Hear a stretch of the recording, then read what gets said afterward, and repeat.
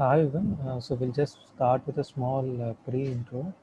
So in case you haven't really seen it yet, so this is the GitHub page where we're actually posting all the files and details of the Mini Astro workshop. Like all the useful links are also pasted here. And if you go to the bottom of this GitHub page, you'll actually find the links to all the relevant talks. So if you go to day one, you can see the resources and also the link to the recorded lecture and the speaker's email address to contact if you have any doubts regarding this particular talk or uh, in regards to the topic in general. So similarly, even for day 5 and 6, it's not yet uploaded to the YouTube, but we did update on all the instructions and the topics and the resources. So if you see, even if you look at day 3 or something, uh, the recorded lecture is linked. So every time lecture is uploaded to YouTube, it will be linked here. And you can also find that link on the web page here. So this is the web page. And if you go to the recorded talk session, we're also linking the talks here along with the resources and tutorials and exercises if there are any associated with the talk. Uh, and if we make any changes in the schedule, we're always making sure that this schedule is right. So if you see here, previous it was 5:30 and today we started at 4:30, so we made even that change. Apart from this, we're also sending emails and everything to make sure that you are up to date on everything, and we're also linking everything in the email too. So please do make sure to explore the links and email us back anytime if you have any query. So coming to day 5 and 6 talk of today, uh, so Isha shared the presentation with me and I've linked it here. If you just go and click on this presentation, you should have access to his slides, if you see here. And apart from that, he has also generously put up some a simple Python script and some files and a set of instructions to follow if you want to do your first basic gravitational wave parameter estimation of the famous event JW 1514, which is going to talk more about. But I just wanted to point out that all these are linked in the GitHub page. So in case if you still haven't looked at this, I'm linking it again in the chat so that you can always take a look at it.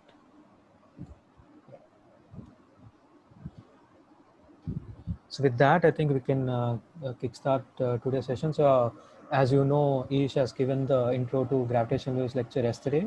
In case you all missed it, it will be uploaded to YouTube soon in coming 2 to 3 days. And as usual, just now I showed where you can find the links to those videos.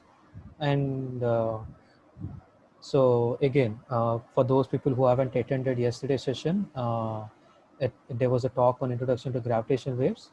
So today, Ish is going to talk about introduction to gravitational wave data analysis and parameter estimation, and also how he used these tools that are publicly available, open source, to do some of his recent research on testing general relativity using gravitational waves and some other ideas from general relativity. And just a brief intro of Ish. So Ish completed recently his master's from BITS Pilani KK Goa campus in physics, and he just recently joined Penn State to do his PhD in physics, wherein he's currently mainly working on gravitational astronomy and also on fundamental aspects of general relativity, quantum information like black hole information paradox, etc. too. So, and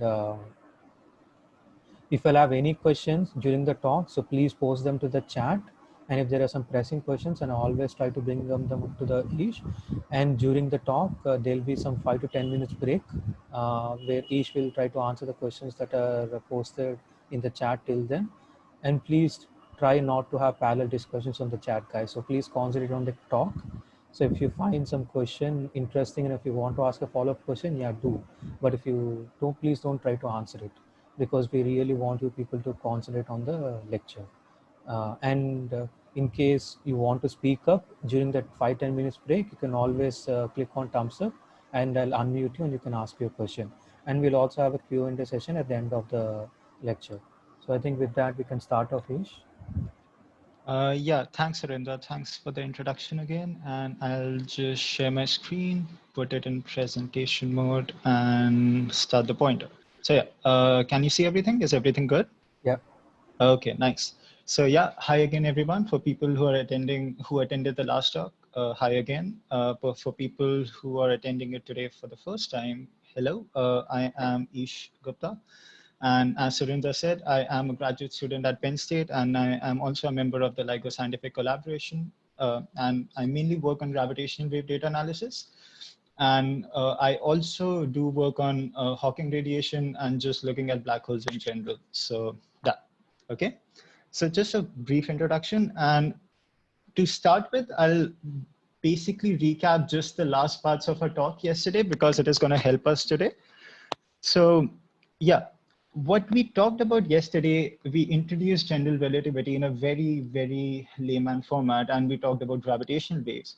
But the pressing question always comes to this: what can you actually measure using gravitational waves? And we saw that there are numerous properties of the compact binaries that we can measure using gravitational waves.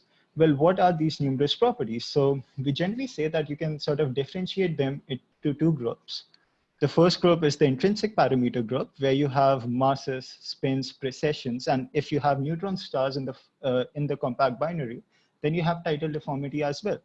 So essentially, intrinsic parameters are nothing but parameters that are associated with the properties of the compact binary itself, okay, that are intrinsic, so to say, to the compact binary.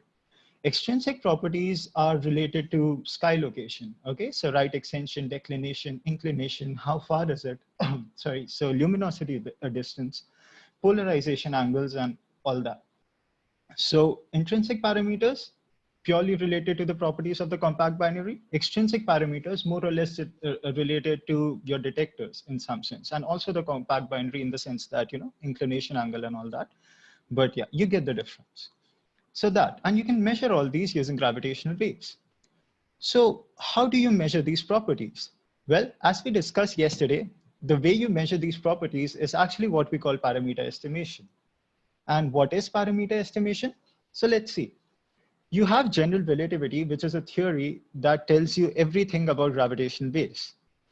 Now, if it tells you everything about gravitational waves, you can just use the theory to develop waveforms and then use those waveforms and match those waveforms against the gravitational wave data that you're getting.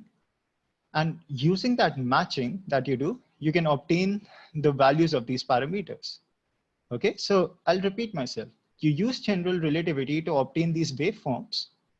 You match these waveforms with the data you obtain, and during that matching, you obtain the parameters you want to get. And that is all you need to do. This is a very sort of a brief explanation of what match filtering is. There is much more nuance to it, but we won't go there. Okay.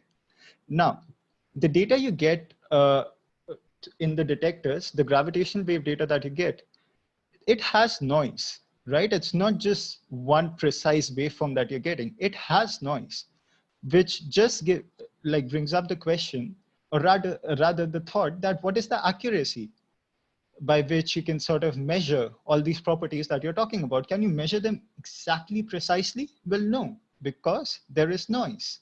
What you can do is get a probability distribution for these parameter values and say that, okay, I think the value of this parameter is, say, from 5 to 10 with 90% confidence. You can make those kind of statements. You can never say the value of this parameter is 6, period. No, can't say that. And how do we do this parameter estimation? Well, you use the Bayes theorem.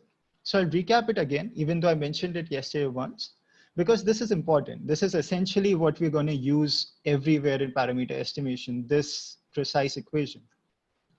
So just to tell you again what this was, the E here that you see is the parameter in question, is the parameter you want to estimate.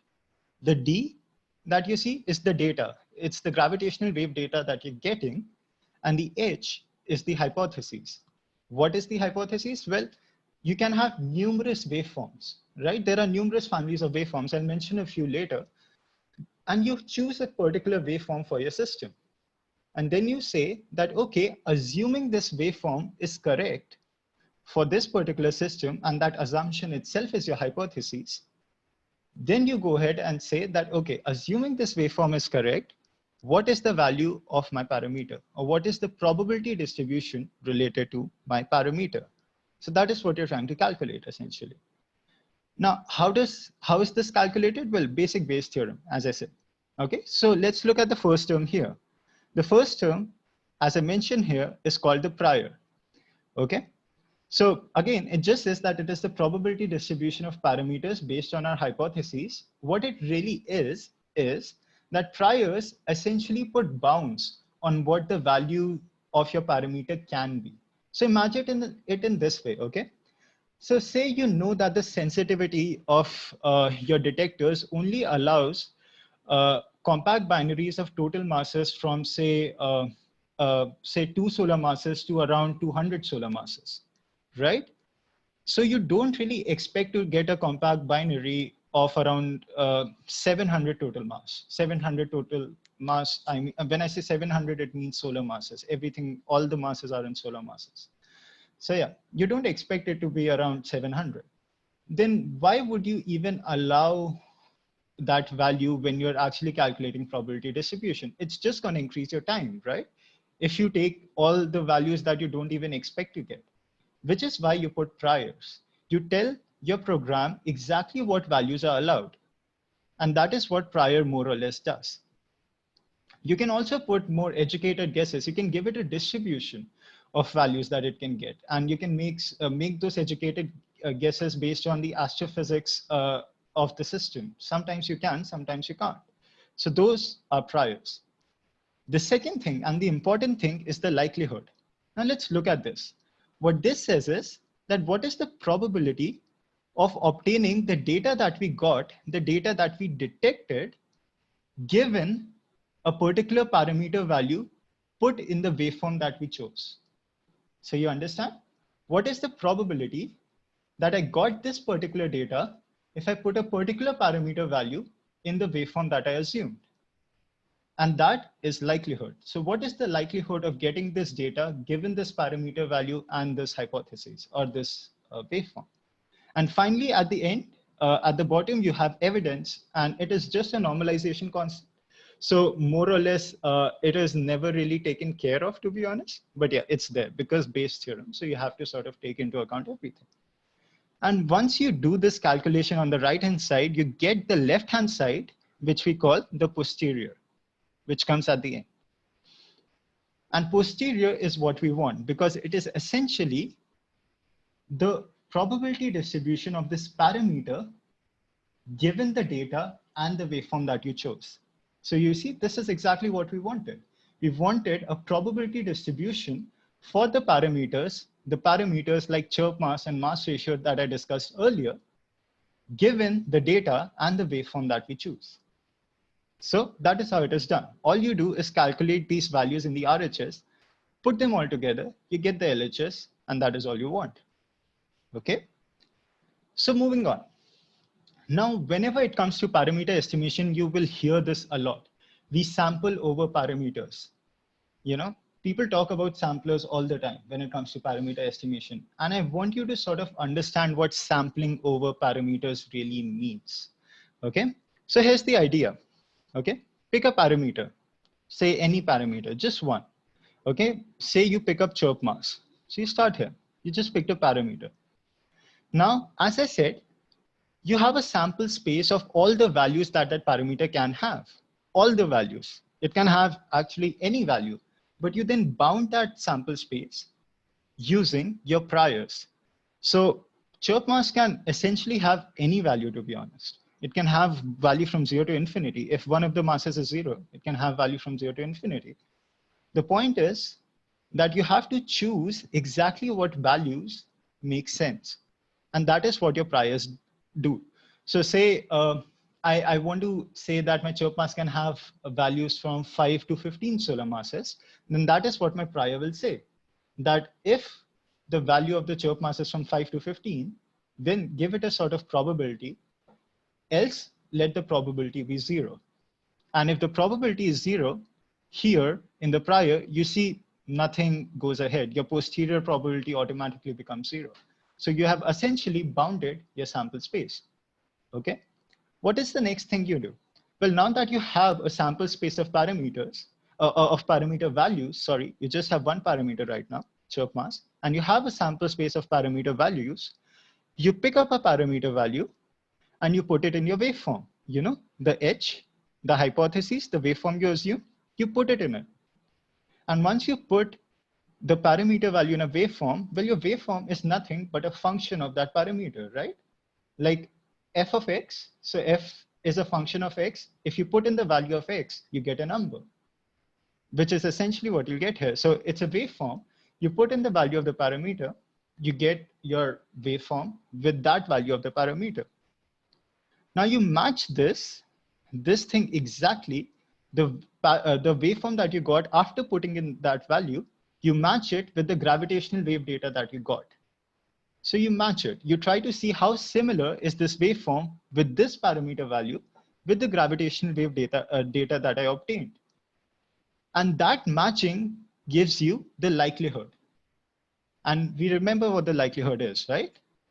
The likelihood is just the probability of getting this data given the waveform and the parameter value, which is essentially what we did. We had the waveform, we put in the parameter value, and we match it with the data. And that gives you the likelihood. Now, if I go back, you have the priors, you started with it, first step, you have the likelihood. The bottom thing is just a normalization factor. Essentially, you have everything to obtain the posteriors. There's nothing you really need to do. All you need to do is put them together. And that is what you do. You generate the posterior distribution for that one parameter. And that is essentially the idea behind sampling. You do it for one parameter value, then you pick up another parameter value from your sample space, and another, and you keep doing this till you have covered all parameter values from the sample space. Once you've done that, you get a nice distribution as a posterior, which is on the left-hand side. So you get a very nice distribution. Now, just generalize this thing that I told you about for one parameter to numerous parameters, right? Because we sort of saw this earlier. We don't just have chirp mass. We have mass ratio as well. We have spin, we have precession, we have tidal deformity. So we have numerous parameters whose values are sort of varying. So you can't just actually vary just one parameter and hope that everything goes okay. It won't. You'll have to vary every parameter and then do the same thing that I did, and then come up with a waveform and see which waveform matches the best, okay? So you essentially go into a parameter space, as we would say, where each parameter has a value. So say chirp mass and mass ratio, if you're just varying two parameters, it's a two-dimensional space, right? Think of just x-axis and y-axis. Y-axis is chirp mass, x-axis is mass ratio, and then you have all these points which are combinations of chirp mass and mass ratio. You pick up a point, you put it in your waveform, you obtain a likelihood. Keep doing that, and you obtain a nice posterior distribution. Now increase it from 2 parameters to 3 parameters. You get a 3-dimensional space. Do the exact same thing. And you can increase it to, I think the maximum I have done is 13 dimensions. So you can do it for that as well. So yeah, that is what you essentially do. You generalize the notion to as many parameters as you want. And this itself is called sampling over parameters. Now I would like to show you what posteriors look like, because I've said so much about posteriors. So this is the data for a recent-ish event. So this is for, I think, 1904-12. So I told you about the naming scheme yesterday, right? So GW 1904-12 means that it happened on 1904-12. So 12th of April 2019. Yeah. So this is a parameter estimation run that I did, which is why I didn't like cite anyone here, because I did it. But you sort of see the posterior on the left-hand side. So just focus on the left-hand side first, just this big posterior. And you see that it's a probability distribution, essentially. And what it tells us that the maximum probability is of a value of around 15.22. of 15.24.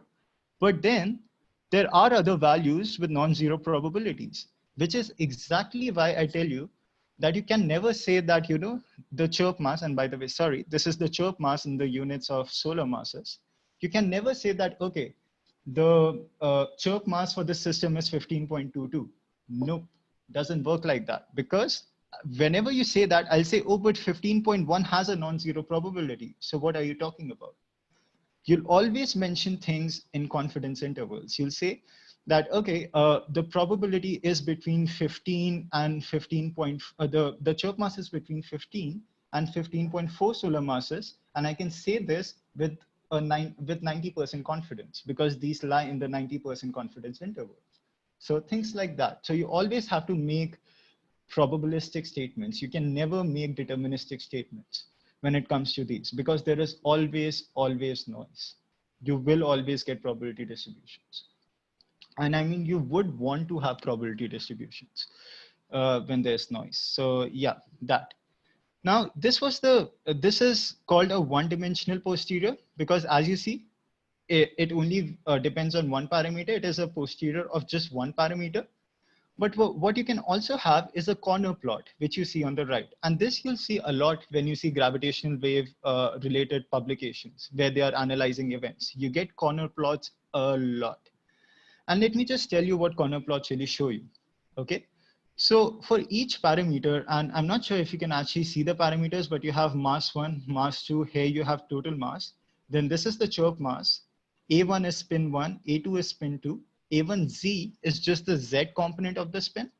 A2Z is again just the Z component of the other body spin. So the second component spin. Chi effective is of a measure of the two spins together. And theta jn is just the angle of inclination. So you see, you don't just have the intrinsic parameters, you also have the extrinsic parameters. And you have a corner plot, and what the corner plot shows is that at each corner, you have just the one-dimensional posteriors for each of these parameters. So for M1, the one-dimensional posterior, just like we saw here for chirp mass, looks like this. If you see for M, the one-dimensional posterior is exactly the same as this, as it should be. Because I mean, it's the same data, it's the same run, why shouldn't it be? And so at the corner, you just have one-dimensional posteriors. In the middle is where you have two-dimensional posteriors. So I'll give you an example. Let's see one with chirp mass and spin 1. And you see, it sort of shows you contours. If you have heard about contours. So the darker a region is, that means it is more probabilistic. The lighter it gets, there is less probability of obtaining that particular value. So all the plots inside are two-dimensional posteriors. So they give you the probability of obtaining a particular set of values. So the value of chirp mass and the value of A1 together. So say 2, 2 together. What is the probability of obtaining chirp mass as 2 and A1 as say 0.3? That is what the two-dimensional posterior gives you. A one-dimensional posterior just gives you what is the probability of obtaining chirp mass as 15.2. Now, two-dimensional posteriors give you probability of obtaining two factors, the value of two parameters together. And that is why corner plots are so good, because they can show you correlation between the two factors. They can show you how exactly the two factors depend on each other, how the probabilities of the values of two factors depends on each other. And not just that, if you actually want just the one-dimensional plots, well, they are there at the corner anyway. So very, very informative. And you'll see corner plots a lot. So it's important to introduce. Okay, now let me come to LALSUIT. What is LALSUIT? Okay, so LALSUIT is a library. It's a humongous repository on GitLab, on which most of the gravitational wave data analysis that has happened till now has been done on. So everyone used to use LALSUIT till now. Okay, now there have been other programs that have been introduced. I'll talk about one of them, but yeah. So I want you to understand just the basic structure behind LALSUIT. And there are many things in LALSUIT, but I just want you to understand two very basic things, because these are the two things that you'll use the most. Okay. So first thing is LAL simulation, which is a part of LAL suite. The other thing is LAL inference. Okay. Now, LAL simulation. LAL simulation has all the codes related to waveform generation. So it has different families of waveforms, as I mentioned here.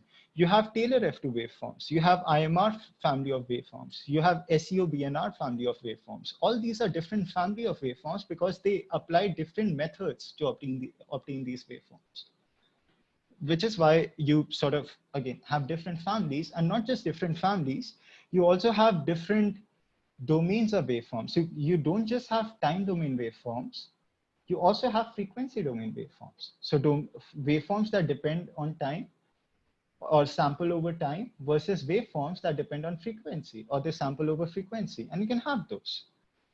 Similarly, actually not so similarly, LAL inference works on the other part of it. It works on the parameter estimation part of it. So while LAL simulation works on the waveform generation part, LAL inference works on the parameter estimation part of things.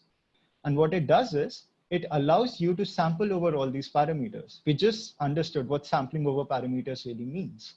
LAL inference allows you to sample over these parameters and generate the posteriors you were talking about, or you wanted rather. And this is why I say that these two are sort of the most important parts of LAL suite, because this is what you'll be working with. Everything else is more or less predefined. You know, there are other directories as well. You have LAL, just LAL. You know, you have LAL frames, you have LAL apps, you have different things. But this is what you'll be mostly working with, unless and until you go into production of codes. Then you'll be working with other things as well. But yeah, these two main ones. Okay. Okay. So let's see, what are some important steps when you're trying to do gravitational wave data analysis? Well, the first and the most important step, as you can imagine, is just acquiring data that has been detected. Okay. So either you can go for just gravitational wave events data, for which the simplest way to get that data is from GraceDB. So I'll tell you what GraceDB is. GraceDB is a database. It's online. You can search for GraceDB and get to it, where the data related to all LIGO events that have been made public is available. You can go there and you can download it. Okay, so you will get data. Data has not been hidden from you. Until and unless it has not been made public, then it is hidden from you. But it will eventually be made public, so don't worry about it. So yeah, GraceDB is the place where you can go and get gravitational wave event data. But you might think to yourself, okay, wait, I'm just trying to make a test right now, and I don't really want to work on gravitational wave event data. Can I just create some waveforms, just mimic some gravitational wave data and work with it? Yes, you can. And those are called injections. So let me elaborate on what injections are. So injections are nothing but you taking already existing waveforms and you putting certain parameters into them which mimic the gravitational wave from a system that you want to sort of analyze. And you get a nice gravitational wave waveform. How do you do this again? So, okay, think about this. So I want to see what the gravitational wave from, say, a compact binary system that has one component having 60 solar masses worth of mass, and the other component having, say, just 10 solar masses worth of mass. And I want to see how this works. Well, I don't really have a system that has been detected with this configuration, so I don't really know. Okay. But right now, if you still want to work with it, all you can do is put that number, because these are just parameters in the waveform, right? So you can put these parameters in the waveform, create an injection, which is just a gravitational wave waveform with these parameters, and do your test on this waveform. And so that is called an injection, which, as you, understand, is very different from a gravitational wave event data, which has been detected. So yeah, two types of data. You can also have numerical relativity simulations here. It just depends on the kind of waveform you're using. If you're using an IMR waveform, or if you're using an SEO BNR waveform, or things like that. Okay, so that. Secondly, once you have acquired data, you want to make a config ini file. This is how it is known everywhere. It's a config ini file. And what a config.ini file is, that it is a configuration file which specifies everything that is related to the run you're going to do, related to parameter estimation, everything. Okay. Firstly, you specify the data you're using. So if you are using a gravitational wave event data, then you specify that. If you're just making an injection, then you specify that. So you specify the data. Secondly, you specify noise settings. So if you're using gravitational wave data, you need to specify what kind of noise was present when this data was recorded. Okay. And that is given by, it's called power spectral density, but essentially, yeah, you can just refer to it as PSD, which is what it is usually called. And so you need to give data for the PSD for the events. This again is easily available from LIGO because it's nothing but just the noise before the event was detected. That is all this is, okay? Secondly, when you're working with injections, you can still opt for noise if you want to make it realistic. If you want to sort of do parameter estimation, thinking that, okay, if this event actually existed in real life and if it was detected, well, obviously it will be detected with noise. So why not still take noise for this event and go ahead with it? So that if you want to do that, you can do that for injections, but you have the second option as well, where you can allow the injection or the injected waveform to work without any noise.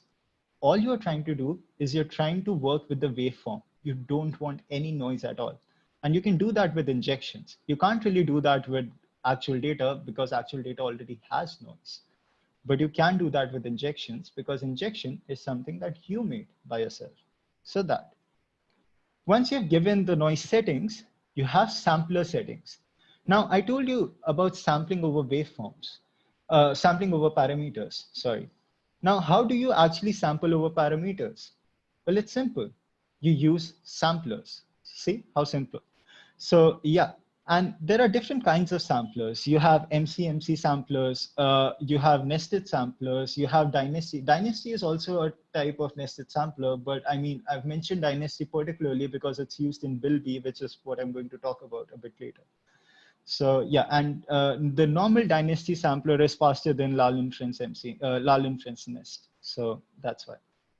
Anyways, so yeah, you have different kinds of samplers. So you choose one and you specify in your config.ini which kind of sampler you're choosing. Essentially telling the config.ini that, okay, of course I want my parameters to be sampled over, but I want them to be sampled over in a particular way. And this is the particular way that I want them to be sampled over. And the particular way is essentially the sampler that you choose. The principle is this, not the principle, sorry, the end result is more or less the same no matter what sampler you use. It's just that some of them are faster, some of them are a bit slower based on the principle they use to sample over things. So that's the only difference. You can actually use any of these three and you'll get your result. Okay, and the result will match for all these three. Not exactly, but approximately. Okay, because you have to remember, these are probabilistic calculations. If they always match exactly, there is something weird that's happening. So yeah, but it'll be very, very close. So you won't actually be able to tell, it won't be statistically different. Let me say that. So yeah. Okay, so now you've mentioned what data you're using. You've mentioned about the noise. You've mentioned about sampler settings. Now what you want to say is about prior bounds. We talked about it earlier, right? You have to bound your sample space for each parameter. How do you do that? Well, you mention prior bounds for the parameters. After that, you mention what version of Lal suit are you exactly using. Okay, you have to tell that because there are versions of Lal suit that come on and just the basic Lal suit. But what you also can do is you can make changes to Lal suit like I did in my research, which I will probably talk about time permitting. So yeah, so you have to specify exactly what Lal suit your program should use to give you the results. And finally, you specify the output directory. So you specify where you want your results to be, which is very convenient. You don't just want them to be anywhere. So yeah, and this essentially sums up how you can work with Lalsu. Okay, now there are different things to it. There's a particular format to config.ini and all. We won't be talking about that because I won't suggest you to work with Lalsu. Instead, I'll actually talk about working with Bilby. Yeah, Ish. So Yeah. maybe we'll take a small break here and then. Okay. Sure. So there Yeah. are some questions on the chat. I'll read them for you. Sure. So Aishu is asking for each parameter, we are taking hypothesis independent of effect of other parameters, intrinsic or extrinsic, right? Yeah. So your hypothesis is independent of parameters. It is just dependent on the system. I'll tell you what I mean. Okay. So when you talk about waveforms, your hypothesis is essentially your waveform, right? So when you talk about waveforms, you have to know about your system. If it's a binary black hole system, the waveform will be different.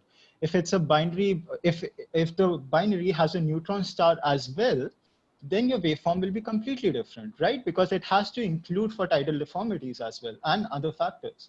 So yeah, so your hypothesis only depends on the kind of system you have, which is why when you get a gravitational wave detection, you don't really just test with one particular waveform. You do it with multiple waveforms, all kinds. You even do it with neutron star type waveforms, and you see which waveform gets you the best match. And that is how you proceed. So yeah. Next, Soham Mitra is asking why in the corner plot all combinations not there, like the spin jet with chirp mass. The spin Z with chirp mass is there. So I'll show you where. So say A1Z. So I go here with A1Z and I go with chirp mass downwards, and you see it's there. A2Z with chirp mass. So if you're not seeing it here, it's on this side. It's a symmetric matrix, like just one lower triangle of a symmetric matrix. So yeah, everything's there. Next, Briz is asking, can you fit any waveforms using large suit? Any waveform that is available in LalSuit, you can fit. And I mean, I think more or less all waveforms that have been proposed are available in LalSuit. So yeah, and I mean, you can go to LalSuit, and I think Surendra did a good job of sort of giving you the link.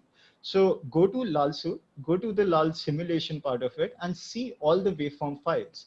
So LalSuit has all the waveforms in C format, so in the C coding language, but you can see from the names what all waveforms are available, and you can use all those waveforms. So yeah. Just to add to that, Ish, I wanted to know, one can also create their own waveform model and add it to the large suit, right? But not the like a private version, right? Yeah, exactly. So in the GitHub language, you would call, so you would fork the lal suit, which essentially means that you'll create your own copy of the actual lal suit, and then you can create a file there and sort of your own waveform, put it in it, and sort of use the rest of the lal suit infrastructure to do parameter estimation. You can definitely do that. Yeah. Prachus is asking, is it like MATLAB and Simulink, this large suit? No, it's not at all like MATLAB, because if it was, gravitational wave data analysts would be very happy in their lives, but they're not, because LalSuit sucks. And when you go to LalSuit, you'll actually see why that is. Let me say something. LalSuit is amazing. It's not a program. It doesn't have a graphic user interface in that sense. It is just a set of scripts, which is why you have to sort of figure it out by yourself. There is very badly written documentation that is available, which is again why you have to sort of figure it out by yourself, which is why it took me like 2 to 3 months to figure it out. But you have to figure it out yourself. And yeah, it's not like MATLAB or Simulink, not at all, just a set of scripts. Just go to that link that Surinder sort of given, and you'll see a link to LalSuit. Go there and you'll sort of understand what I mean. Yeah. So guys, I put up links to the Grace DB database that Ish mentioned, and also a GW Open Science Center, which contains links to LALSUIT, Bilby, and a lot of other tutorials related to gravitational data analysis. So you can check those too. Next, Vandana is asking, can the posterior of a parameter influence the sample space of other parameters? No. So you have to so understand this, that you don't actually get one-dimensional posteriors to begin with, because you're sampling over all the parameters at once. So as I said, right? So if you have two parameters, you have a two-dimensional space, an x-axis and a y-axis, and you pick up a point which has both x and y values, and you fit that point in your function. If you have a three-dimensional space, you pick a point which has both x, y, and z values, and you put that in your function. In our case, we have, say, 13 parameters. So you pick a point which has 13 different parameter values, and you fit that in a function. And eventually, the posterior you get is actually 13 dimensional. then you integrate over all other parameters to get just a one-dimensional plot. So you actually integrate over the rest. Okay, that's how you get one-dimensional plot. So the posterior of one will never affect the posterior of another, so to say.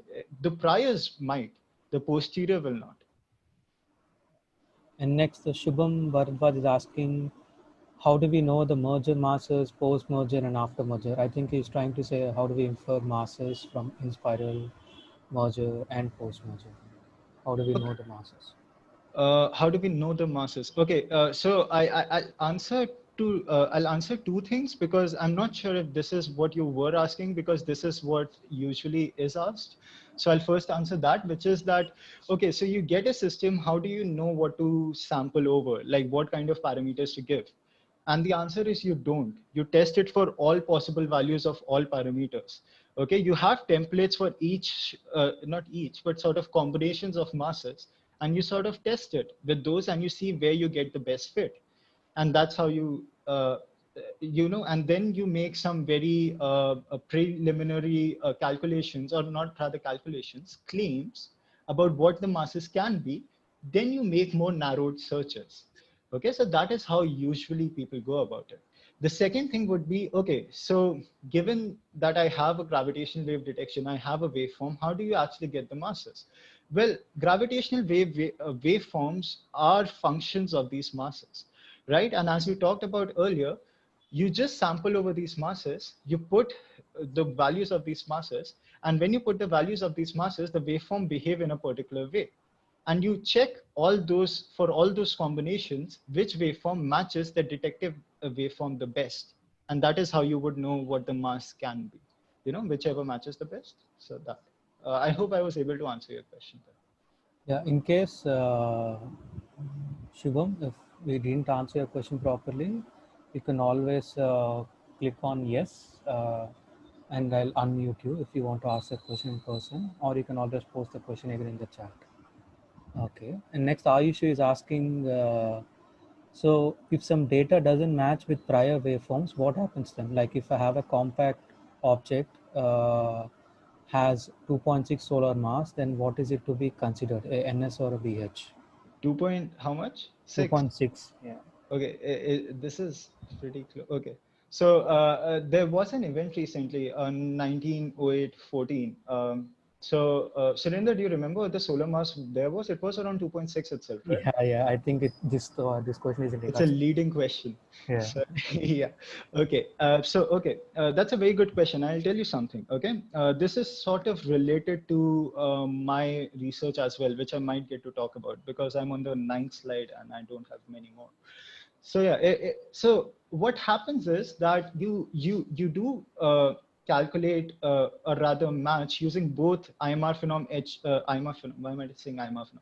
So you do it with both BBH waveforms and NSPH waveforms. Okay, you do matching with both of those.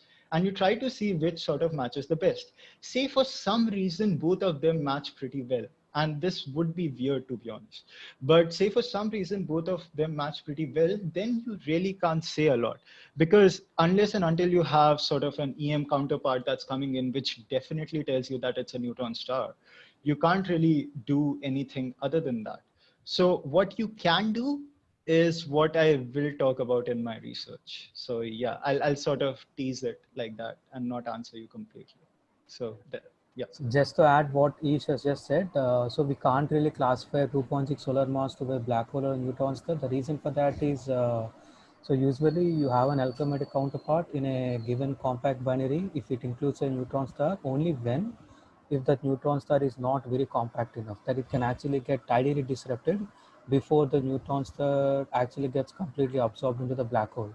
But in the case of a 2.6 solar mass, even if it were a neutron star, the neutron star would be so compact that even before it gets tidally disrupted, the neutron star as a whole would have actually gone completely into the black hole. So you don't have had any electromagnetic counterpart. And since it's so compact, one cannot even really get the tidal effects in the gravitational waveform. So it's really hard to classify. And even from the theory of a neutron star, there's a lot of uncertainty on which there's going to be two more talks in the future on neutron star binaries and single neutron stars, and there we'll see why is it that we can't really say, even from the theory perspective, why can't a 2.6 solar mass be a black hole or a neutron star. Next, Dries is asking, is this probability distribution because of some kind of broadening, which could be noise perhaps? What? Can you repeat that, please? Is this probability distributions Yeah. because of some kind of broadening, which could be noise perhaps? Like So, yeah, sorry, go ahead. why is it that not a single value, but you have a broad, and is this broadening of this thing is because of noise or not? That's what. Yeah. So the broadening will definitely be because of noise, or if you're sort of using a bad waveform. Because broadening just means that your parameter is not well estimated. Your parameter is not well estimated for if there can be two reasons for that. One reason can be that your signal was not strong enough. You measure this in terms of a quantity called SNR, or sound to noise ratio. Essentially, if the SNR is high, that means your signal is much stronger compared to the noise. If your SNR is low, that means that noise has considerable effect. Okay, so if your parameter is not well estimated, that can be very well due to the presence of noise, or it can be because you're not using the right waveform. Think about this. If it's actually just a BNS merger, two neutron stars merging, and you're using a BBH waveform, a waveform for two black holes, you can't really expect to get right parameters, and your waveform and your posterior will be very broad. By the way, this is a very nice posterior. Okay, this is not broad at all because the range, I'll tell you, the prior range for this was 6 to 18 solar masses. And the posterior you're getting is centered around 15, and that's it, 15 to 16, and that's pretty much it. So it's a very nice posterior in that sense. So this is not broad, and even the small amount of broadness that you're seeing obviously is due to the noise too, but it is also due to the fact that you're just sampling over a lot of parameters, right? So the broadening you get is because you don't just pick up the value that has the maximum likelihood. You pick up all the values and sort of put them in a probability distribution manner in according to the likelihoods. Okay, so you always get this sort of a thing because it's a probabilistic measure. It is not a deterministic measure. That's why. Yeah, so just to add to that, Yush, if you don't mind, so Dries, you have to realize that there is not only noise which is in the detector and during the observations, but there are also uncertainties in the modeling itself, like the way we get the waveforms itself.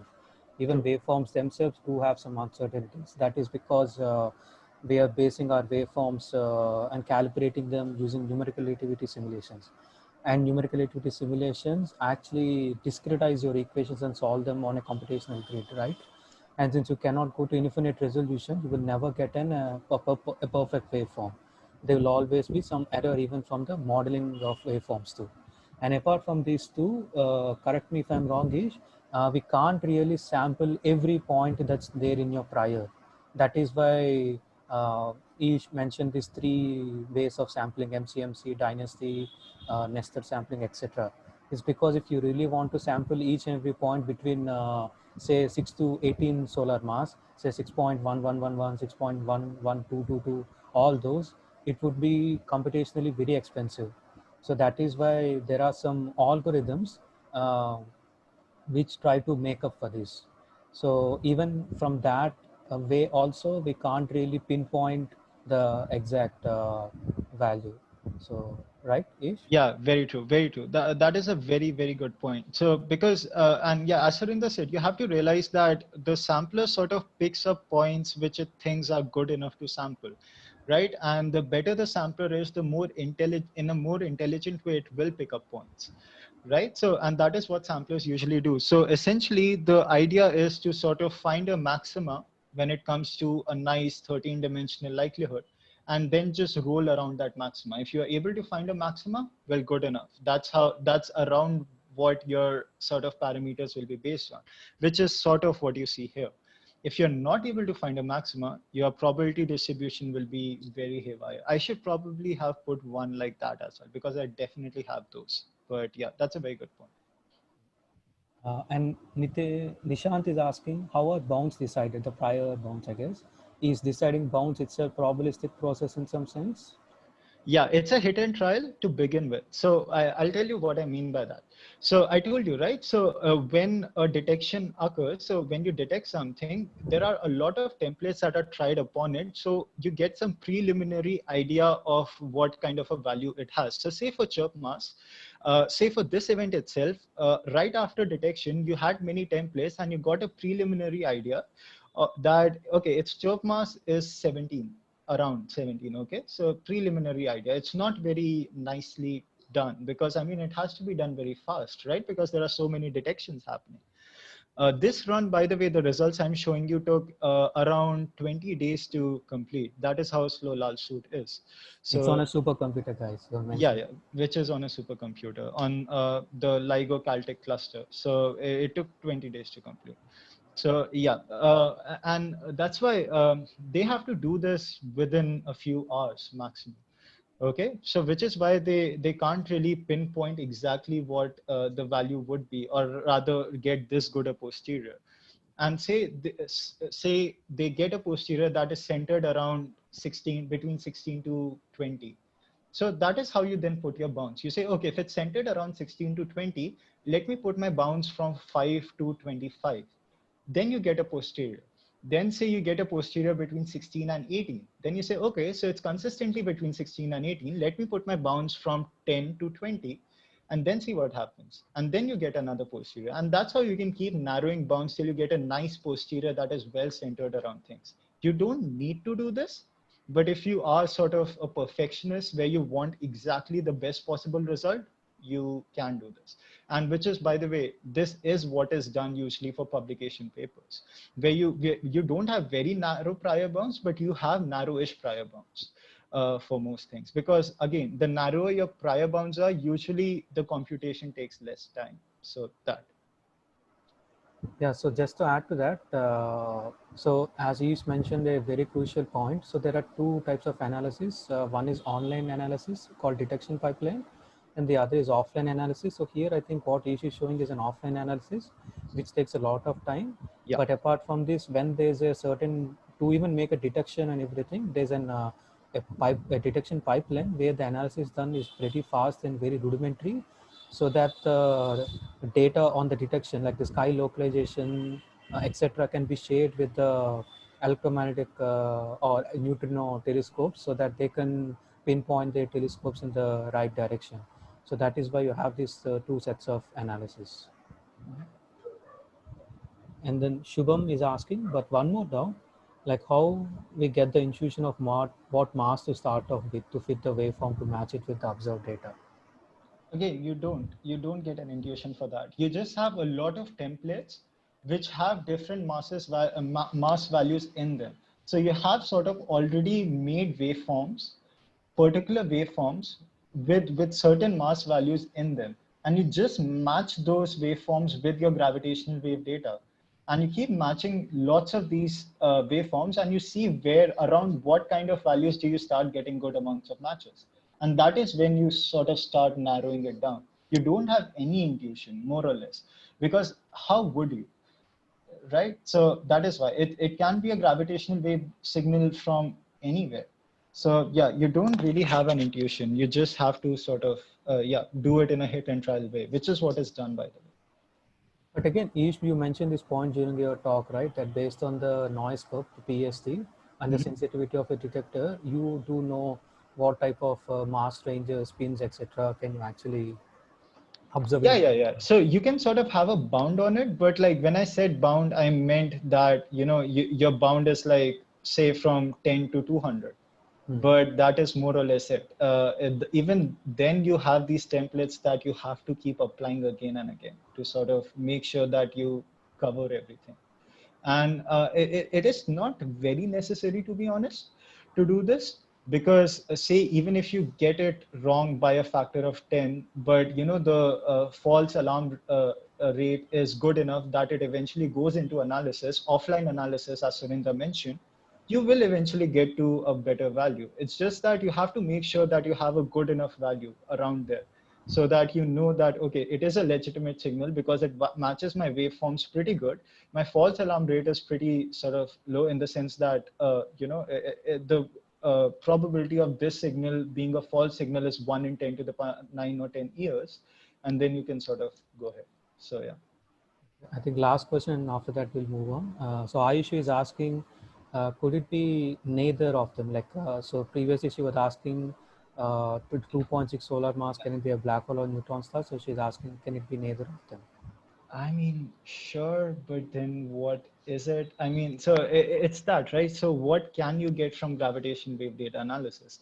If right now all you have is waveforms that are that sort of test neutron stars and black holes, then you can't really comment on anything else, right? You can't comment on, I don't know, dark black holes, which, Surinder, correct me if I'm wrong, but dark black holes are supposed to be sub-solar mass, right? So it can't be a dark black hole. Yeah, true.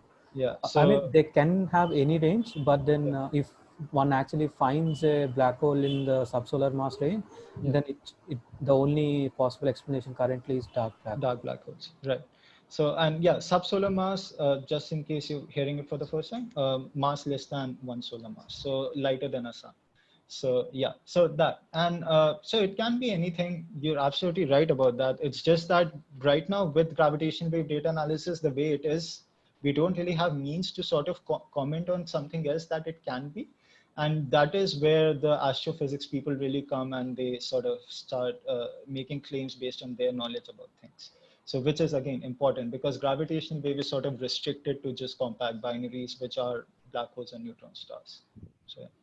Yeah, so add to that, I think you should always remember that one should be able to differentiate between these different compact objects. So as is kept on saying, a main differentiating factor between a black hole and a neutron star is the tidal F forces that the neutron star feels on it.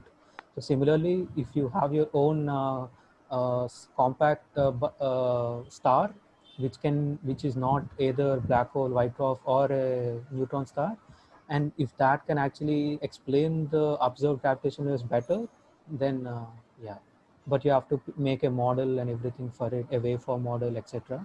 Yeah.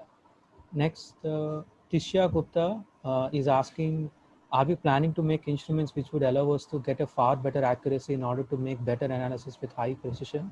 Yeah, those would be the space antennas that we sort of, I sort of hinted at yesterday. So LISA would be one, Cosmic Explorer plan would be the other thing.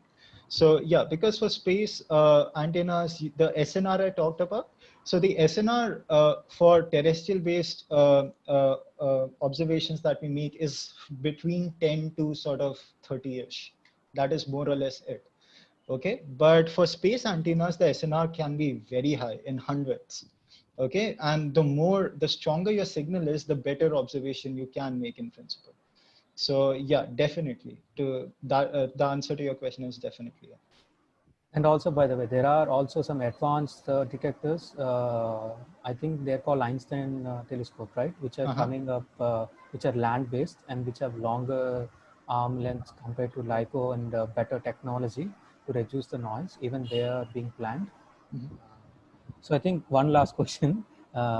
Soho Mitra is asking, what are you referring to as dark black holes? Oh, so black holes made up of dark matter.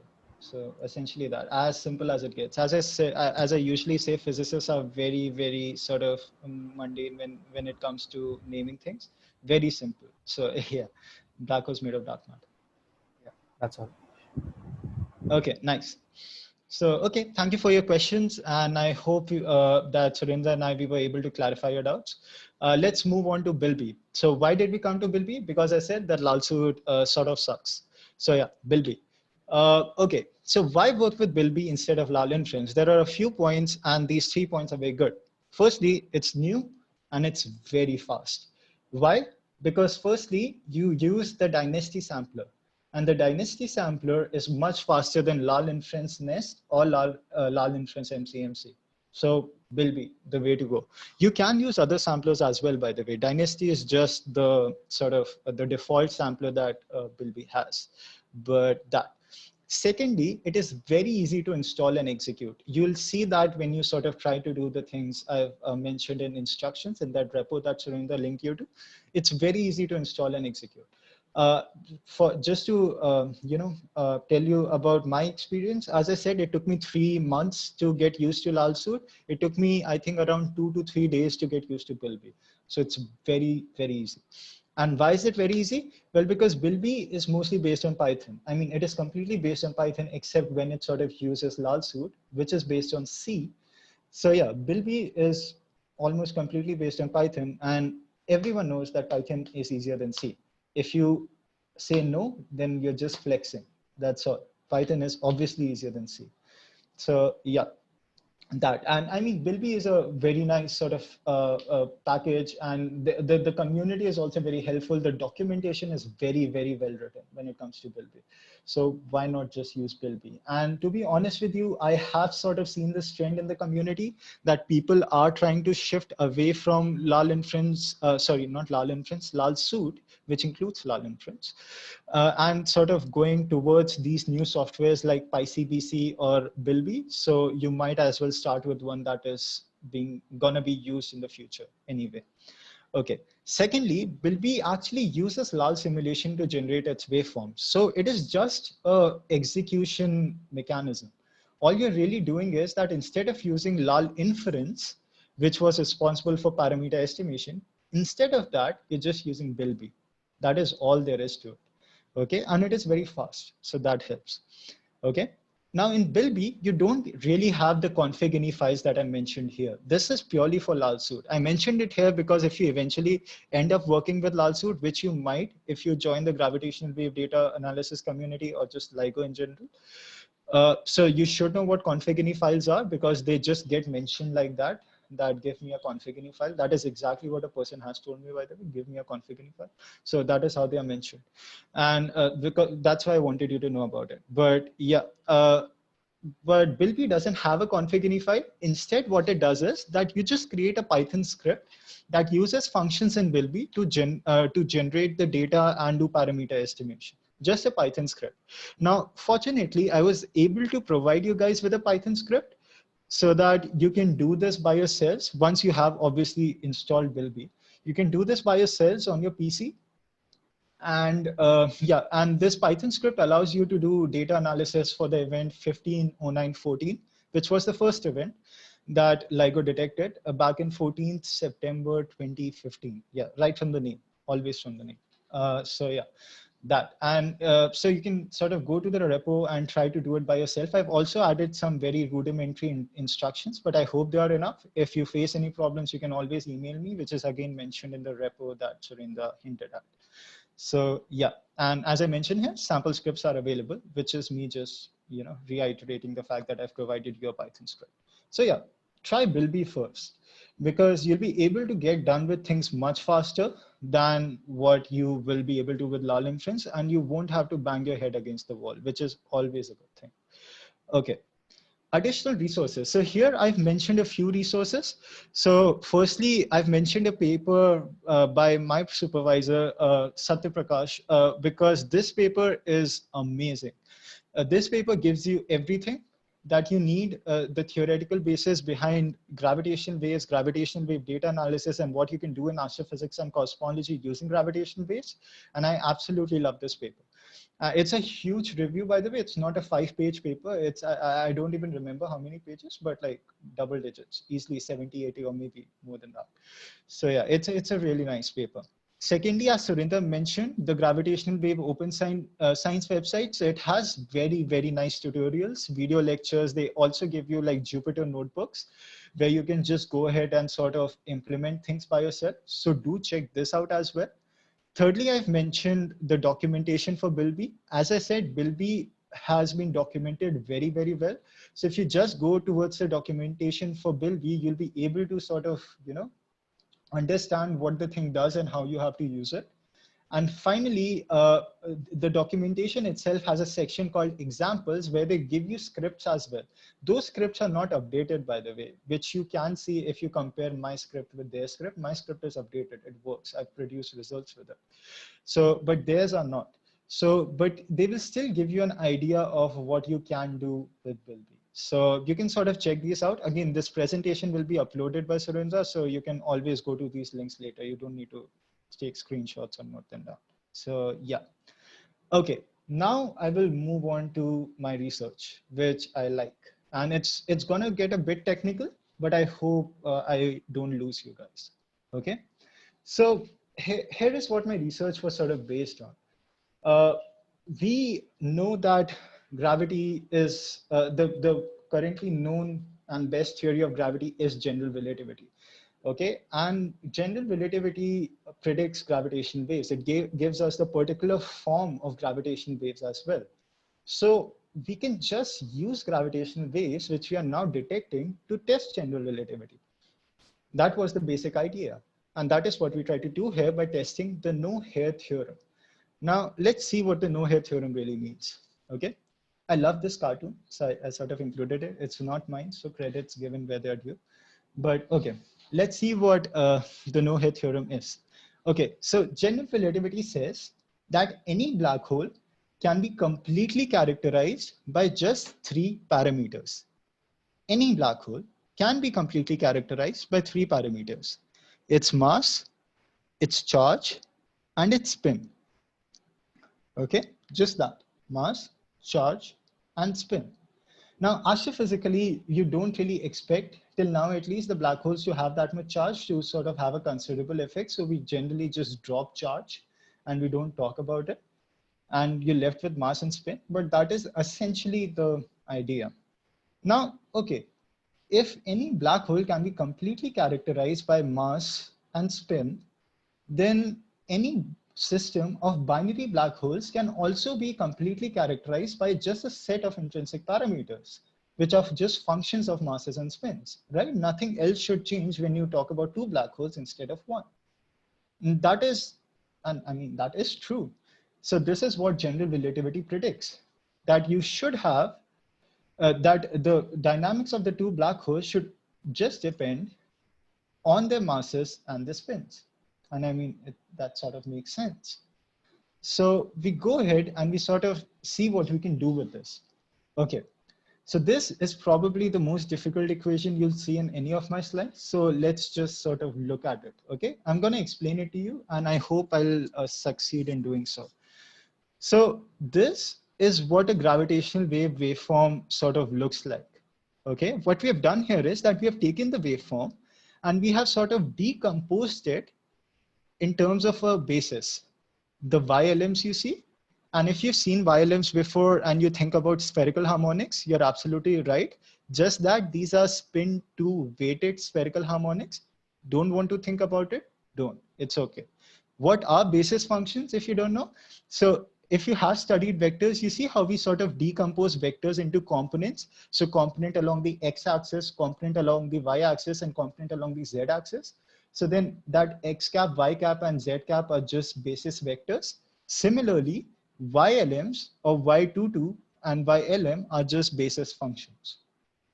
Okay, so we decompose this waveform in terms of basis functions.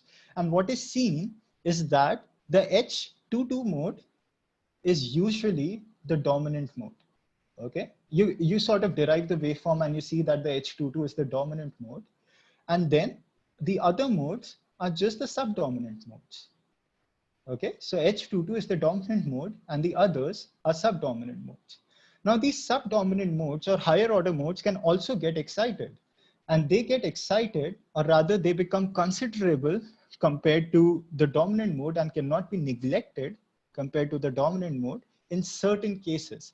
What are these cases? Well, they get excited when you have a high inclination angle. So say you have something like 60 degrees of inclination, and if your system is asymmetric. What do I mean by asymmetric? The mass ratio is high. So one component is say 20 solar mass and the other component is say just 4 solar masses. So the mass ratio is around 5, and that is good. That is asymmetric. If it's equal mass binary where the mass ratio is around 1, then well, these subdominant modes will indeed be subdominant. So yeah.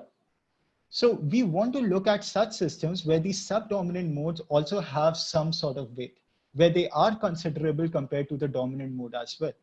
Why do we want to do that? Well, the idea is this. If you just take the dominant mode and you do data analysis, you will get some values for chirp mass and mass ratio for the system, right? You will obviously get some values. Now, if you do data analysis using all the modes, then the value you get for chirp mass and mass ratio from just the dominant mode should be the same as the values you get for mass and mass ratio from the subdominant modes, right? Why should it be the same? Well, because general relativity. According to general relativity, chirp mass and mass ratio is all that the system can depend on. So if you have two functions and you have two parameters of those two functions, you should get a particular value of the parameters. Okay, because of which I'm saying that according to general relativity, the value of chirp mass and mass ratio you get from the dominant mode should match the value of chirp mass and mass ratio you get from the subdominant modes.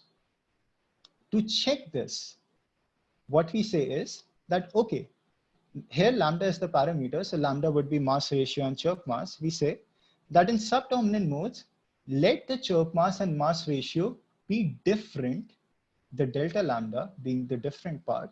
Let the chirp mass and mass ratio be different in the subdominant modes compared to the dominant mode. We allow it to be different in the waveform itself. And then we calculate this difference. Now, if general relativity is indeed correct, we should get that the difference comes out to be zero, right? Because that is what general relativity predicts. However, if the difference does not come out to be zero, we'll have to think about things. So this is essentially the test. And please realize that I did not say that general relativity is wrong if the difference does not come out to be zero. I did not, because it might not be. There are other factors to it, which we will discuss. But for now, that. Okay. And this is essentially what I say, that, you know, we calculate this deviation parameter and see if it is consistent with zero. So how do I sort of implement this test? Well, it's similar to what I told you earlier. So the large simulation part has waveform generation. So all I do here is that I add these deviations that I talked about, the delta lambda that I talk about in the waveform model. So I choose a waveform model and I allow the chirp mass and mass ratio to be different in the higher modes by adding these deviation parameters. That's the LAL simulation part. In the LAL inference part, I make sure that these new deviation variables are actually sampled over so that I get a nice posterior for them. If I get a nice posterior for them, I'll be able to see if their values are consistent with zero, which was what we wanted. Okay, so this is all. That's the execution for it. Now I'd like to show you a simple result. Okay, this is for an injection. You remember what an injection is, right? We just took a waveform and we made sure that the chirp mass was around 9.43. The mass ratio was around 1/9. So 1/9. So there are two ways of representing mass ratio. If you put the higher mass at the top and the lower mass at the bottom, so in the denominator, then the mass ratio is greater than 1. Instead, if you put the lower mass at the top and the higher mass at the bottom, the mass ratio is less than 1. So what this essentially means, that mass of the heavier object is 9 times the mass of the lower object. So that. And we do this and we see sample over delta MC and delta Q. Okay, so the deviation parameter. So the deviation in chirp mass and the deviation in mass ratio. And this plus sign that you see here is the 0,0 thing. And you see that the 0,0 thing is very close to the most probabilistic region of what delta MC and delta Q are. Essentially saying that, well, we can say with 90% confidence, which you can see here, the 90% confidence interval, we can say with 90% confidence that delta MC and delta Q are indeed equal to 0, which is consistent with general relativity. So that is the kind of claim that you make. Again, this is not a result that I'm going to put in the paper that we are able to publish because it's an injection result and it doesn't really tell you much. But since we are in process of writing the paper that we are going to publish, I can't really show you the results. So yeah, that. But essentially, that's the thing. Okay, now one final remark on a question that was asked before. I'm sorry, I forgot the name of the person who asked this question about how do you differentiate between say a neutron star and a black hole, like how would you know? So here is the deal. This test is particularly for black holes. it says that there is no other hair except mass and spin. In this test, we don't consider spin, but there's no particular hair except mass and spin. Now, if there's a neutron star as well, and say it is not as compact as 2.6, say it is less than that, then there will be tidal deformity. So that is an extra property that will affect the dynamics of my binary, which is why the delta MC and delta Q will not actually come out to be zero. There'll be something else. Why? Because there is an extra here. There is an extra property, an extra parameter that is affecting the compact binaries dynamics. And that will be a very good indication about us assuming, or rather making, a wrong assumption about the system. The assumption being that it is a black hole. No, probably not. It might be a neutron star. Or it might be spinning, because as you see, we did not include spin anywhere. I just talked about mass and mass ratios. I did not talk about spin being varied as well. So the black hole might just be spinning, or not just the black hole might just be spinning, the system itself might be precessing. So there can be many things to it. This is just a preliminary test that just takes into account the masses and sees if we can actually find a deviation just there. And spoiler alert, probably not.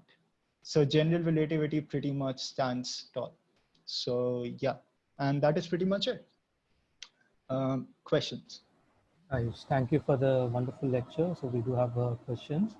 So guys, now that we have come to an end, the floor is open for the questions. You can post them into the chat or click on yes and I'll unmute you.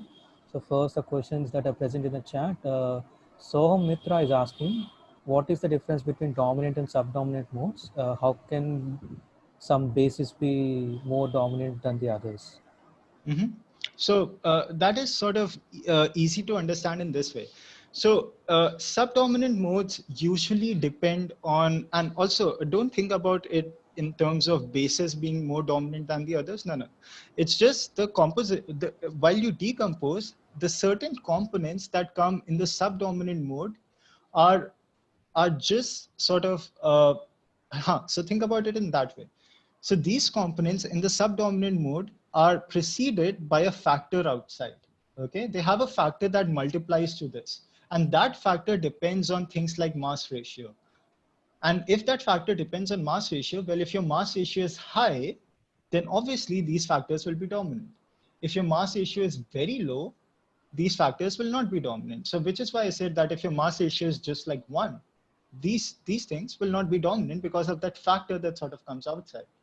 If it's not 1, if it's something like 6 or 7 or 8, which is the kind of systems we are looking at, like 1908-14, for example, which has a mass ratio of around 9.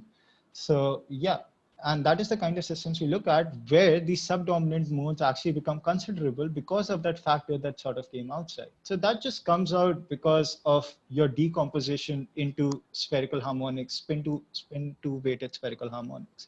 It has really not much to do with the basis itself. It's just to do with how the waveform is and how the theory works. So yeah. So guys, you can also put up questions related to resources or anything such things too. The next question is, yeah, Ayush is asking, can we consider the subdominant modes as harmonics? As harmonics, yeah, sure, why not? I mean, nothing would stop you. And sort of, they're sort of sometimes, like we usually refer to them as multipoles and yeah, and higher order modes. But so harmonics have very certain properties, I would say. And I'm not sure that the subdominant modes will just like follow those properties. So you can't just call any sort of subdominant modes as harmonics, right? So which is why, yeah, I won't be too sure about that you can do that. But these are called quasi-periodic harmonics, right? Or what is that word? I forgot. Not quasi-periodic. Wait, yeah, just something like that. So yeah, that's why I said I'm not too sure, because I'm not sure if they follow those properties or not. That's why. So yeah. Why am I not remembering? It starts with quasi. Something like that. Yeah, maybe quasi-periodic. I don't know. Usually these harmonics are functions of both sinusoids, sine, and before in front of that you have an exponential. So they're actually damped by an exponent. Yeah. Mm-hmm.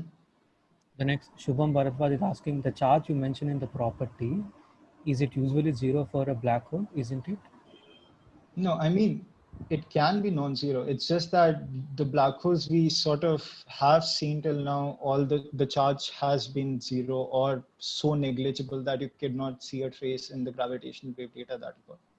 But I mean, and I'm not even sure if people were trying to find a trace or not, but yeah. So Surinder, do you know if there are any astrophysical observations that you expect if the charge was non-zero? Yeah, I was coming to that. So if the black hole is isolated and there is no accretion disk or any other such matter around the black hole, usually black holes end up being no, zero charge. But if there is some accretion disk around it where the current which creates this magnetic field can actually sustain, and only then can you actually have a magnetic field and some sort of charge. But most of the times the charge will be zero. But there's a lot more mathematical theory too behind that. If you're interested, we can always discuss offline.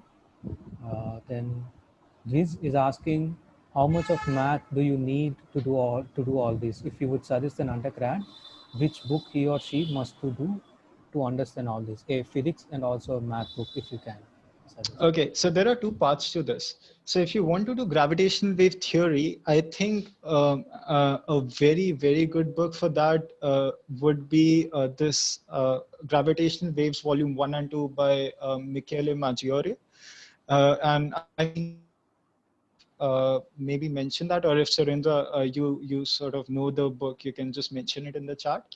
So yeah, so that, because I mean, it is not purely on gravitational waves in the sense that it talks about other things as well, but it talks completely about the theory of gravitational waves. You know, how you get two gravitational waves from general theory of relativity.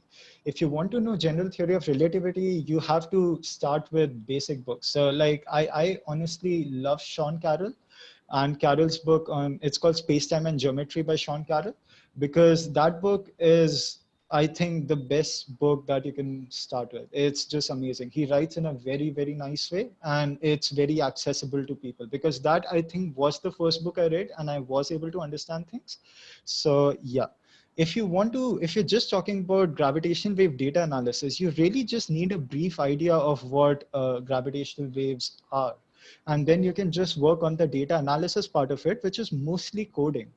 And I am honestly not very sure about books that are present there to learn that. Mostly you learn gravitational wave data analysis using those links that I sort of sent you here from these tutorials and all. So essentially this is me saying that you learn by practice. You sort of do things and you understand what gravitational wave data analysis entails. You read documentations for Bilby to understand what Bilby does and how it does it. And you go to Lal Suit and work by yourself for 3 months and sort of understand what it sort of does. So for data analysis, I don't think I know of any sort of good book, and there is none, to be honest, none that I can think of. But otherwise, yeah, you have numerous books, and if you just want to learn about the theory behind data analysis, about, you know, this sampling and about detections itself, about SNR and how match filtering actually works, then this paper here does a very good job of introducing it too. So you can sort of look at that as well. There is actually a book which I think I'll put it on the GitHub page on gravitational data analysis. Mm-hmm. But as he points out, it's never really that you will go through the entire book and only then start with this. No? Yeah, yeah. You can just start working and just learn on the job, as it is said, because that'll be so much faster. If you start reading a book and sort of doing it, it'll take you ages, and once you finish, you would realize that you have only learned so much and you would still need to learn so much more. So might as well just start. So Yeah, it was, those books are for math. So indeed, the two books by volume 1 and volume 2, the Michael Miko that I linked in the chat, do involve some math related to gravitational waves. And the general relativity also, the book by Sean Carroll also involves some math. But if you want to learn differential geometry, topology, which is the more mathematical way of treating general relativity, which is not important, as each pointed out, for gravitational astronomy and astrophysics. But if you're interested, you can always message us later and we'll try to send you. And we'll also update all these links on the GitHub page. So don't worry. Yeah, just one more. If you so say you're reading Carroll and you feel like, okay, for some reason, it's even though it's your first book, you're not happy with the mathematical treatment and you want to get more rigorous, then Bob Wald, or rather I should say Robert Wald's book on gravity is the best place you can go to, because it's very mathematical, it's very precise about everything, but it is not the first book that you should read. I always tell people this: don't start with Wald, else you'll not love gravity the way you should love it.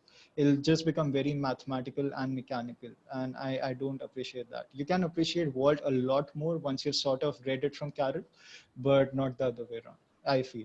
Personal opinion. So Yeah. And next, Aman Agarwal is asking, if there is some other hair, how much does it affect the deviations of parameters obtained from the subdominant and dominant nodes? beautiful. So yeah, Aman, for that paper hopefully gets published before the year ends. See there. So this is actually a test that we sort of did. So what we did was that we introduced injections with precession in them.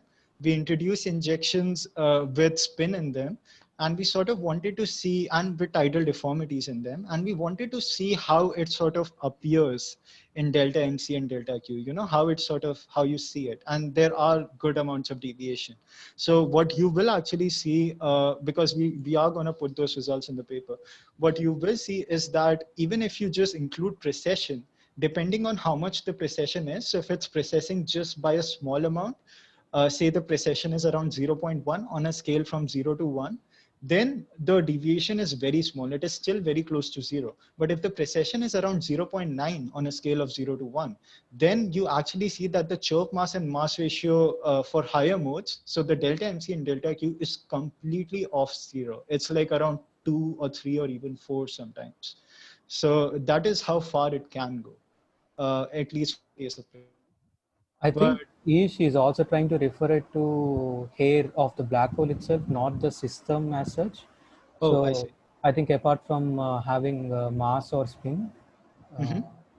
so if you want, I can answer it. Sure. So I'll just add a point. I'll just Yeah. say a point, and then you can sort of add to it. So for that, I would say that currently I am not sure of many sort of waveforms that have been made to account for this here when it comes to gravitational waves. So I mean, there are for alternate theories, but I'm not sure of many that have been made to account for this here. So that is why I'm not very sure of how prominent it will be exactly in the subdominant mode. But yeah, Surinder, maybe you can answer it better. Yeah. So Ish is also going to work on this, but so the thing is, there have been studies wherein they wanted to consider black holes from other theories of gravity, where the black hole might have more than two here. Apart, the black hole may not actually be just described by the mass and the spin. It may need an additional parameter to describe the black hole. That's what the additional air means. So this might happen in some theories, alternate theories of gravity, wherein there was actually indeed a study by a Caltech group by okay, Einstein. I'm forgetting names. I mean, the famous person who came to Penn State to give a talk at Caltech, the prof.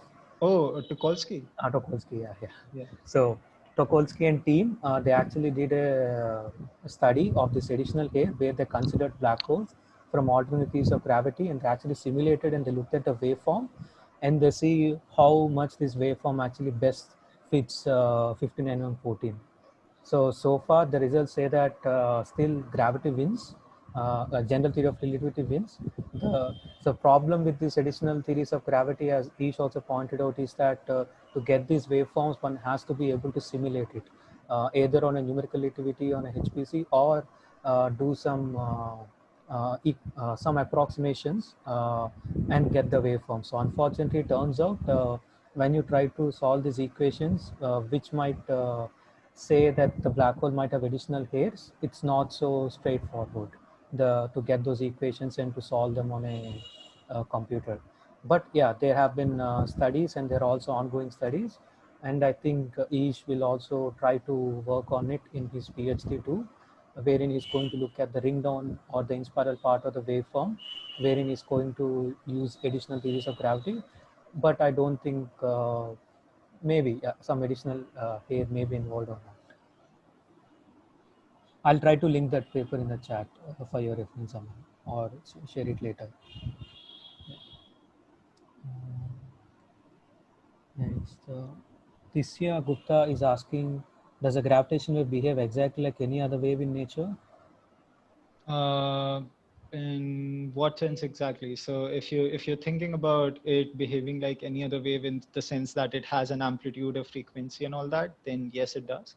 It does carry energy as well. So in that sense, it does as well. Yeah. Yeah, Tisha Gupta, you were asking me for paper from the additional resources that are present here on the slides.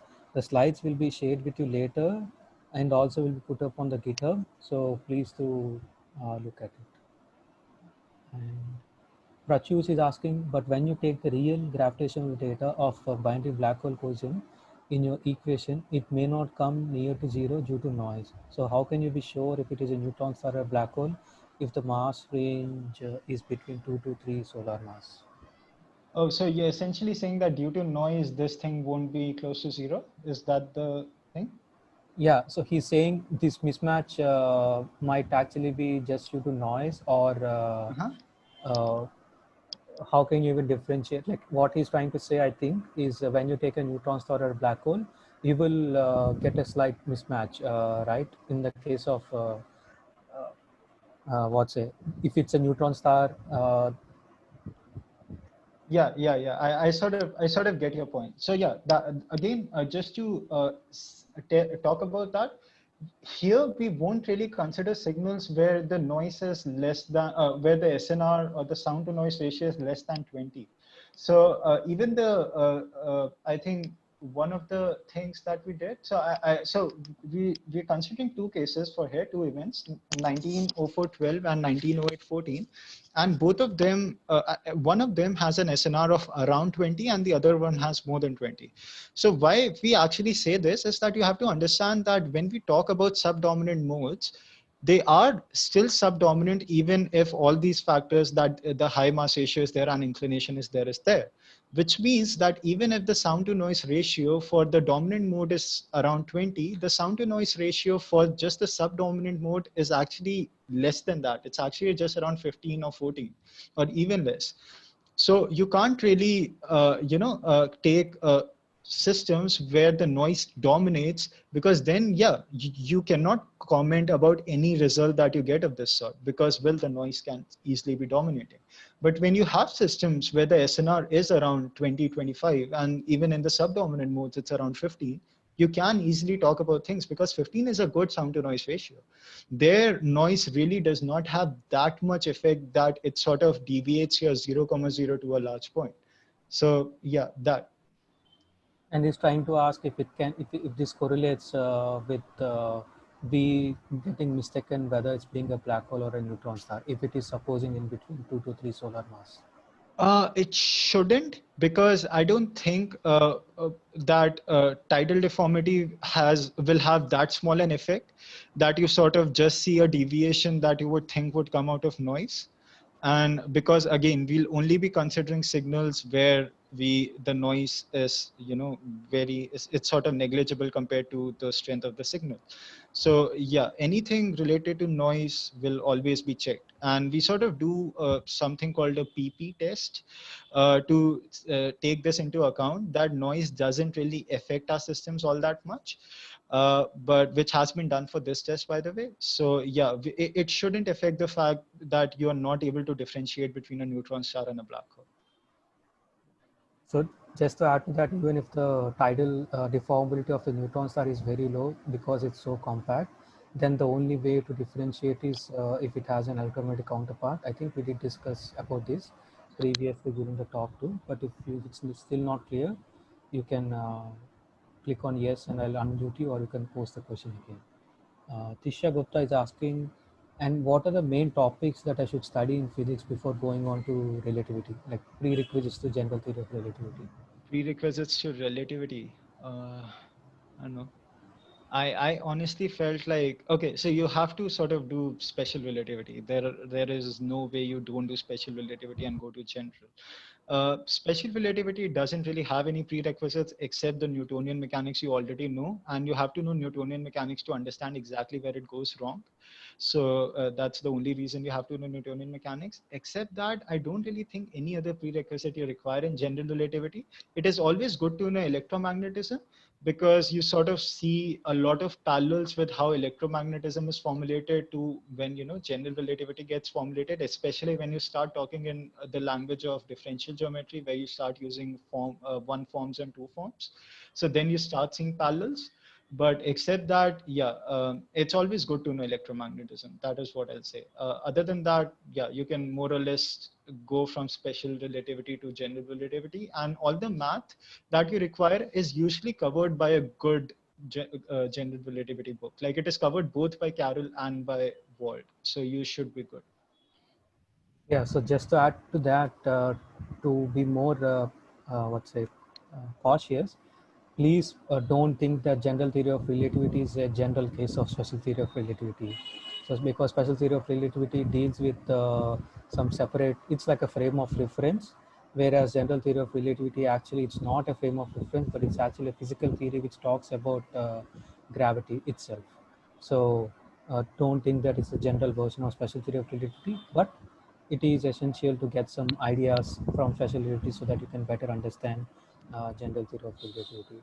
So, yeah. Also, Surendra, I have a class soon, so is it okay if we sort of end this here, and people who have questions can just mail me later? Yep, I think I see no longer any other questions apart from general questions. Okay. Uh, so, yeah, thank you, Ish. Thank you very much for the wonderful lecture. Like, I also pretty much very enjoyed it. And I hope all of you people have also enjoyed it. So the recorded lectures will be posted on the YouTube and also linked in the GitHub page. So do share them with your friends. And as usual, as Ish pointed out, if you all have any more questions, you can always email him. It's not that he will answer. He may be like that. He'll answer the emails right away, but based on his free time, he will do try to answer them in due time. Um, Yeah, so so I can promise that I'll definitely answer your emails, but probably not from the get-go. So yeah, just be patient with me, okay? Because I do have classes. So yeah. yeah, I think with that we can stop recording.